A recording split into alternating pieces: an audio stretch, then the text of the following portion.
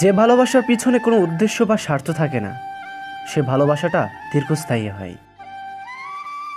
মন ভালো করার জন্য খুব বেশি কিছুর দরকার হয় না, শুধু প্রিয় মানুষগুলোর একটু হাসি যথেষ্ট। কিছু না, এই কথাটির মাঝেও লুকিয়ে থাকে না বলা অনেক কিছু। সম্পর্কের গুরুত্ব তখনই বোঝা যায় যখন কাছের মানুষটা অনেক দূরে চলে যায়।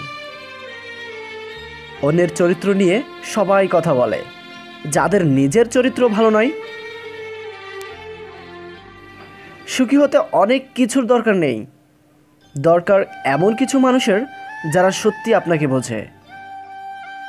মেসেজ দেয় না, কল করি না, অথচ ভুলে যেতে চাইলেও পারি না।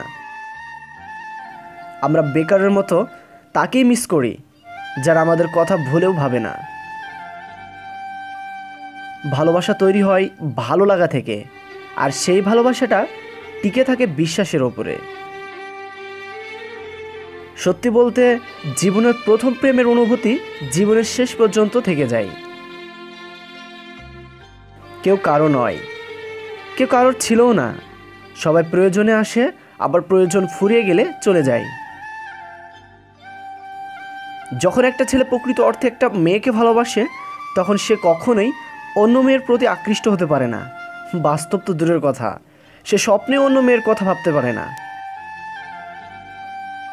অবশেষে দেখলাম সবই সহ্য করা যায়, কিন্তু কিছুই ভোলা যায় না।